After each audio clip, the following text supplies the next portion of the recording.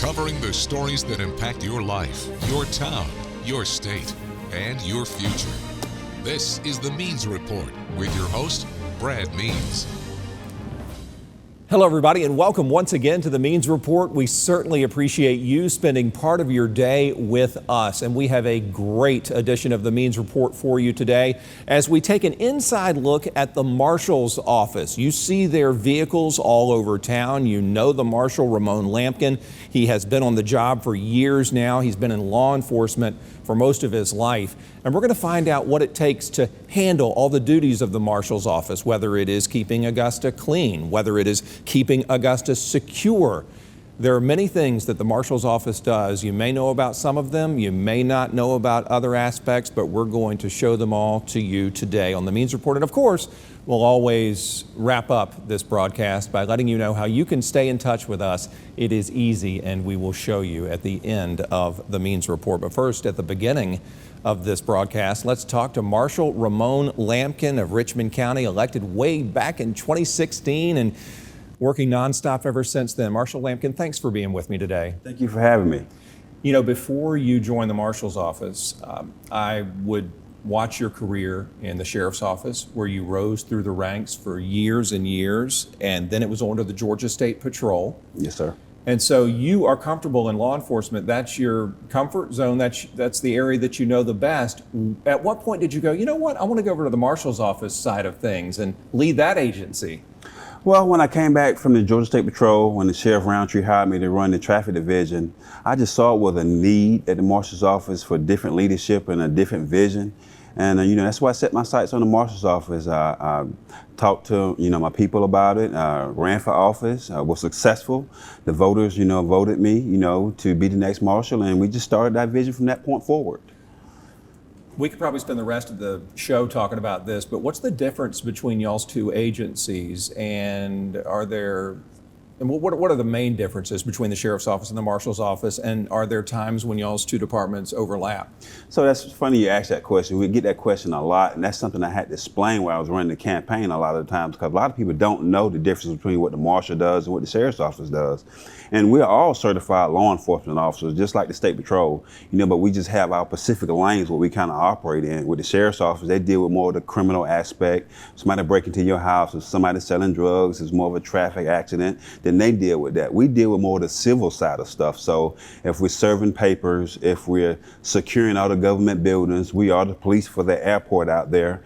We serve evictions. So we deal with more of the civil aspect. Now, we do have the power to arrest you. We have the power to pull you over if you violate the law in front of us, but that's not our primary goal. But I tell my guys, if you see something, deal with it, because if we just doing all our part, we'll keep Augusta clean and safe. I'm glad you said what you said, because there have to have been times, I don't know about if you drive a road patrol vehicle, Marshal, but there have to have been times when your officers have seen a person perhaps speeding, and they get up and they slow down because they see that Charger or whatever make and model of vehicle it is. They know it's law enforcement. And then they go, oh, it's the Marshal's Office, and keep speeding. Have you seen that? We have, and that's something we had to kind of deal with the stigma. But before, my predecessor, they really didn't do that a lot. They was like, well, that's not our job. We're not going to stop cars. We just let them do whatever. Yeah. But I saw that was a deficiency, because if you have all police vehicles, that can be the Board of Education, that can be Augusta University. Yep. If we're all out there stopping cars for violations, it makes everybody want to obey the law and do what they're supposed to do. And that's what we want: voluntary compliance in Augusta, not running red lights, not speeding, because it places everybody in danger. So when we do that, it makes everybody look good. Well, you're right, and I've seen it happen. I think it's disrespectful, and I'm glad to see that y'all have the police power, if you need it, to use it. I'm glad you said that. Maybe it'll make folks slow down and be careful no matter what law enforcement vehicle they see on the streets of Augusta. What about your family? When you switched from State Patrol, and certainly when you switched from the Sheriff's Office, did they sort of breathe a sigh of relief and say, okay, our husband gets to go out the door and we're a little less worried? Well, I think maybe a little bit, because right now the worst thing probably happened, I get a paper cut in the office right now. Come on. Because I sit behind the desk. Yeah. But I'm still out there with my guys. I still pull over vehicles. Mm-hmm. Even I just drive an unmarked car, but if somebody violates the law in front of me, somebody running red lights, doing something that's dangerous that can pose a traffic hazard to somebody else, I still pull them over. Even when we had an officer got shot like last year, I was one of the first officers on the scene because I'm still a law enforcement officer at heart. Yeah. And that's something I've been doing for 27 years. That's what I know. So if something happened, I'm still gonna go out and deal with it, but my family know I'm still gonna be safe. I'm gonna do what it takes to come home every day, and that's what I just do. And Sheriff Roundtree was on the Means Report a couple of weeks ago, and he said, we were talking about this, and he said, you never know who's behind that car window when you walk up to them. And so I'm glad you're being careful out there. I'm glad you're being safe. What problem keeps y'all the busiest? What makes your phone ring the most? Is there an issue or two that stands out to you? Well, I tell you one thing that I'm proud of my team for is like we have our Pacific lane, what we deal with stuff for us with the illegal dumping, the littering, but we go outside of that. We go above and beyond to help people. So it may be something that's not illegal dumping that we get a call from a lot of neighborhoods and a lot of neighbors. But we can put them in contact with the right people. We put them in contact with code enforcement. We put people in contact with the homeless initiative when people need help, when people need resources. So we go above and beyond what the Marshal's Office do to help people. And I think that's the biggest thing what I like about the Marshal's Office, that, we answer the call, not just what we do for us with illegal dumping, the civil paperwork, just going above to help people. And that's something that I'm so proud of what our officers do out there every day. You mentioned that civil paperwork. So is it like what we see on TV where you go up to somebody, say, are you John Smith? Okay, you've been served. Is it that? Something that nature's for is like we identify the person, especially if it's been an eviction or if it's something like a garnishment or something like that, we go find that person, serve them that paperwork, and then report back to the court that we serve them, and then they go through the court process. Along with the court process too, also again, I just want to kind of highlight what my guys are doing. They took this upon themselves to create more work for themselves because we have a lot of probationers. Yeah. And we got with the court system, and they go out and volunteer and supervise these probationers to go and clean up certain areas in the neighborhood. Now, this is something that they didn't have to do. They created more work for themselves to make Augusta cleaner and safer, and that's just a great thing. Right. Department of Corrections usually has their officers out there watching the crews clean up and work, right? They do, but it's a shortage right now. Everybody's kind of short right now, for us with manpower. So our guys, they came upon it and did themselves. And it's also helped the probationers because a lot of people don't have the money to pay those high fines when they break the law. So it's a way for them to work off their fine. It's a way to them give back to the community. It's a way to get Augusta clean too. Why is the Clean and Safe initiative so important to you? I mean, this is your hometown, and I suspect that you have a ton of pride in it. Is that why you're pushing this and making sure our town looks nice and is safe? It is, because, nobody wants to move into a town that's not clean and not safe. Mm-hmm. And Augusta, we are potential to grow big. And like I said, people moving here, they want to make sure they have good schools. They want to make sure it's clean. They want to make sure it's safe that they can raise a family here. So I take our part very seriously and making sure we do that part in keeping it clean and safe, so you can have businesses want to move here. You can have families want to move here with the cyber command and stuff like that, and they see that presence and what we're doing for our community. Well, how's it make you feel to see some place go from filled with litter to clean and nice again? That's got to make you feel great to see it transformed. That's an awesome feeling, especially when you see the before and after, and then you see the neighbors take pride in keeping it clean. Yeah. That's an awesome feeling. What kind of things do you do to keep our town safer? Is it what you mentioned earlier, keeping your eyes on the road, the way that people behind the wheel behave? What do you do maybe in the neighborhoods to ensure, along with the sheriff's office certainly, that folks are safe? Well, we have a program where we deal with our elderly, because we have a lot of people that's taking advantage of elderly people. I mean, they see them, they see a victim, and they try and take advantage of them. So we teach our elderly people, don't give your information, don't pay anybody through Cash App or PayPal or stuff like that. Guard your Social Security number, don't give out your personal information, because you have a lot of people that's preying on our elderly. So we do a lot of that. We do a lot of talking and communicating with our neighborhood associations. We have maybe 3 or 4 meetings every week that I'm proud to say our Captain Sab, he is A1 on going out there. You love him. I love him. I think he's more popular than me. Everybody knows him. Everybody knows it. But he's out there all the time. He's educating our neighborhood associations. We're out there initiating cleanups with our neighborhood association. And the neighborhood association is the backbone of our community, because that's people that shown interest, they're involved in the neighborhood, and they're vested. And when they're vested, they're going to do what they need to do to make sure it's clean. You've mentioned illegal dumping a couple of times, and it was one of the main things I wanted to talk to you about, because we put that kind of stuff on the news, especially tires where they're not supposed to be. Do you see a ton of that? And how do you find out about it? Is it usually a neighbor that says, there's a bunch of junk in my neighbor's yard, help me out? Well, before we took office at Marshal Office, they have never made a felony case of illegal dumping before. Wow. They would just write the ticket. And I was like, this is something we really need to look at the law and see how we can prosecute these people more. Because you have a lot of people, they come in from other counties, other surrounding areas, and come dumping their trash in Richmond County. Yep. And we're better than that, Richmond County, to accept that. You know, do the right thing, go pay to have it dumped where you're supposed to. So a lot of times they would get paid from a person to clean their yard, and they just come dumping illegally in Richmond County. So once we start finding those areas, we go and we investigate it just like a regular criminal case. We'll go back to the homeowner and find out, well, who did you pay to dump this property? And they'll let us know, and then we'll go back and write that person a ticket and take out a warrant for them for illegal dumping and felony amount. And a lot of times people will have tires where they get paid to dump tires, or some tire shops where they're supposed to pay to take those tires to the landfill, and they'll just go dump it on somebody's property. Yep. And I tell people, well, that's not a real serious crime. Well, let me come dump 100 tires in your front yard to see how you feel. Right, see how you feel, and then if you just multiply that times several times, eventually you're going to be driving around Augusta seeing a bunch of piles of tires. Exactly. And that's not what we want. I want to talk about litter and what's allowed and what's not allowed. What if we put some stuff out in our front yard since it's our property? Is that okay? We're going to continue to talk to Marshal Ramone Lamkin of Richmond County about that and his many other duties. Think about it. The next time you get on an airplane, Marshals officers all over Augusta Regional. He's a busy man, and we're glad he's on this broadcast. The Means Report continues in a moment.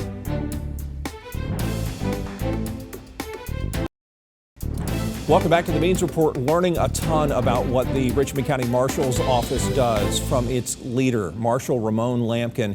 Marshal Lamkin, you were talking about illegal dumping before we went to break. What about if it's my own home and my car dies and I put it in my yard or my driveway, or I do yard work and a bunch of debris and yard waste piles up? Is that illegal dumping? No, it's not, but it is certain things that county ordinance allow you to do, and that's something we get a lot of questions on, especially about vehicles. So we deal with inoperable vehicles. When to have a vehicle in your yard, it has to have three things: it has to be running, has to have a tag, and has to have insurance on it. Oh, wow. So if it can't do those three things, it's inoperable, and we will come deal with it. So we just want to make sure, you know, people are doing that, and just be neighborly. As far as yard debris and trash like that, you know, you can go put it out in front of your yard. The city of Augusta does pick it up, but it has to be cut like on a 4 foot. You know, Yep. Can't be 10-foot long limbs and stuff like that. You have to cut it a size enough for the people can get it and manage to be able to throw it on the trash truck. If you have yard debris and stuff like that, they buy those bags. You put that stuff in those bags, and then they be able to take that stuff and put it in the trash truck and get rid of it. So you just can't have a whole bunch of leaves and stuff out in front of your yard, because what it's going to do when the wind comes, it's going to blow down the street and going to create a hazard for somebody else and create some trash for somebody else. So just want to be just neighborly is the big thing. You know, when we was growing up, I mean, you may be a little bit older than me, we may be the same age, but Yeah. It's just about being neighborly, just taking care of your neighbors, taking care of your yard, and just being a good neighbor. What kind of punishments do people face if they ignore what you're saying and they say, you know what, I can dump these tires, nobody will catch me, and they do get caught? What happens? So if we charge you with a felony, it's a minimum of a year in prison, Wow. or up to 5, or a $1,000 fine, a minimum of a $1,000 fine. So it's not a misdemeanor, it arises to the level of a felony. Now, if it's a misdemeanor, of course, it's under $1,000 and under a year in jail. But, you know, when we catch people doing those felony illegal dumping, then we're going to charge them to the appropriate extent of the law and charge them with a felony, because we want to make sure you don't do that in Richmond County. Marshal, do people still dump a lot of stuff in the canal? Somebody told me that when they drain the canal, they find a ton of TVs in it. Do you still see that? We do. People go to the canal and dump a lot of stuff, and that's sad. You know, Yeah, it is. Instead of people just doing the right thing and paying that extra money and going to the landfill and dumping it like they're supposed to. Walk me through the eviction process, because we see people's stuff out by the curb. when we're driving around town, and you can tell somebody has been evicted. Are y'all the ones who go up to the door and remove people? Well, we go assist with that process, and that's something that you have to have a lot of empathy for too, because people don't realize when you evicting somebody, you take them at their lowest point in their life. I mean, you taking all this stuff and you putting it out on the side of the street, which we're not moving it, but the landlord, they're responsible for hiring the people to get them to move all the stuff out, and they put it on the side of the road, and at that point, it's sit there, it's public property, so people can move it, but after 24 hours, it's the landlord responsibility to make sure they move that stuff out of there. But we try and work with the tenant beforehand so they can get their property, because we don't want to have their property sitting out on the side of the road so somebody else can get it. Right. So we try and work with them beforehand. Hey, we're going to be coming here, let's go ahead and get stuff, get it moved, get it somewhere so you can have it secure and take your property to your next destination. I want to talk about the airport. I mentioned that as we went to break. The Marshal's Office has such a strong presence at the airport. What is y'all's job there? And I asked you about yours and the Sheriff's Office's duties overlapping. Is it the same with the TSA? Do y'all sometimes overlap when it comes to what you do? We do, and we work well with the TSA. So a lot of times people don't know about bringing firearms to the airport. So we try and let people know you can't bring a firearm. Now, you can bring it in the lobby, you can have it out of the airport, but once you enter that secure checkpoint, that's what makes it illegal, and you can get charged even up to a $10,000 fine from TSA and go to jail. So once you go through that checkpoint, we don't have any discretion at that point. You will be arrested and you will get that fine from TSA. So we work very well with TSA. We do all the police functions at the airport. So if there's any type of crime, any type of accident, anything, when people come off that airplane, they see those nice blue shirts, press uniforms. So all the police for the airport, we have a great relationship with the airport director out there. Anything he needs, we try and take care of it for him. The fire department out there, it's a great knit community and family that we work well out there with each other. You have to balance security plus customer service, so it's a fine balance, and we try and maintain that balance. Well, you're doing an incredible job of it. I'm telling you, and I tell the officers when I see them out there, they're super nice and super professional, but you also know to respect them and you know why they're there. The airport folks are some of my favorite with the Marshal's Office. You all are also responsible for ordinance enforcement, and I was just wondering what that covers. Is it code enforcement? Is it noise violations? What does ordinance enforcement mean? Well, more of the inoperable vehicles. Yeah. We deal with the outside of the structure. Code enforcement handles the actual structure. So we work well with code enforcement. They don't have an actual entity to write tickets, so they'll call us out and we'll issue the citations for them, especially they have a nuisance property, the people that keep disobeying the law, keep doing this, and the way for us to get them in the court is to go write a citation. So we'll go out with code enforcement, make sure everybody's safe, issue the citation, and get them in the court and try and come to a resolution with the problem. Speaking of court, you also are responsible for securing our courthouse, our government buildings. How is that going? And does the general public seem to understand why y'all are there and they're patient with you? Sometimes I see people have to go through a metal detector and they get impatient. They don't understand why it's happening. Do most people get it and they are willing to go through the process to be secure? Most people do get it. I mean, especially in the community and the environment we live in right now when we have our active shooters and stuff like that. And I tell my people, one incident that happened in those buildings will be one incident too many. So we take that very seriously.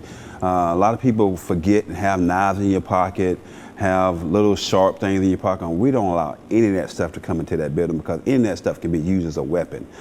So we just take that very seriously. A lot of the patrons that come in those buildings, once we explain to them the seriousness, hey, you can't come here with that, you need to take it back to your car, and they do. We may have a few people every once in a while that may be upset about it because they don't want to walk back out to their car. But for the most part, they understand and they know that they can do their business in Augusta, Richmond County safe and not have to worry about they can't bring a weapon in there and nobody else can bring a weapon in there.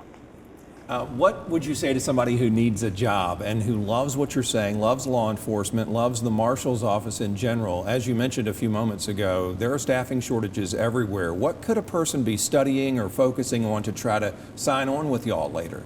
Well, it's shortage everywhere, but I thank God that we're full. Are you really? We are full. We're 100% full. Okay, that's great news. So I think we have a great environment at the Marshal's Office. We have a great schedule. Yeah. We have great benefits, and so people want to come there. But we do have opportunities for people, like maybe in the future, if we do have any openings, if you want to come to the municipal building on the 7th floor, or you can call our office at 706-821-2368. Because we always try and find new talent too. We have a guy right now, I found him at the Croc Center. He was actually at the front desk. And you can teach anybody a job, but you can't teach character. So if you got somebody with a good character and a good personality, you can train him to do the job of a police officer. He's doing awesome right now. So we're always trying to find diamonds in the rough and bring them into the fold, especially with the climate of law enforcement right here. Right now, you want good people with good character and good personality and integrity and trust to be doing this job. Well, you hit the nail on the head. We want to build that community trust between citizens and law enforcement. Probably time for 2 more quick things. Why are you all having a golf tournament? It sounds like a blast. It is. So one thing that what we do, we all about the community at the Marshal's Office. So we have a toy drive that we do for Christmas time. We provide toys and food for a bunch of families. We have a turkey drive we do during Thanksgiving, because it's about giving back, not just out doing the enforcement part, but giving back to our community. When you see families in need, you know, we try and supply that need. So our golf tournament, we're raising money to supply for our turkey drive and our toy drive. September 30th. September 30th, it's going to be at Point South. So if you want to sponsor a team, it's $300 for a foursome. We have different sponsorship levels. If you want to do like a sergeant level, it's $500. You get the team and you get some signage and stuff like that. We have all the way up to corporate sponsorship, which is $2,500. But it's going for a great cause. You're going to be helping feeding a lot of families. You're going to be providing toys for kids that couldn't afford it. And that's what it's about being in these positions and being able to give back to our community and all serve as one. Well, I hope that the golf tournament is a huge success. I know that it will be. My last question is just to ask a personal one. How does it feel to be where you are? You're this young man who grew up in Augusta, Josie High School graduate, and now you run the Marshal's Office and you make us safe and you help our town look great. How's that feel to you? I'm blessed, and I'm very humble, and I really don't take this lightly. And I thank the citizens of Augusta for allowing me to serve this community, because they didn't have to vote me here, and they did, and I don't take it lightly every day. I go out and I work hard, and I express to the people, our guys, you know, what we're supposed to be doing.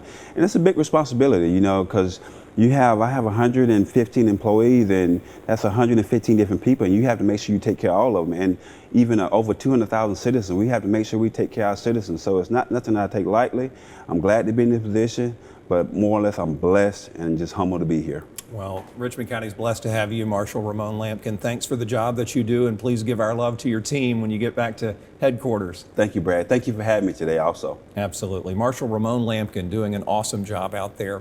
When we come back, how you can help shape future editions of the Means Report. It's easy. We'll show you how to help us get more great guests like the Marshal in a moment.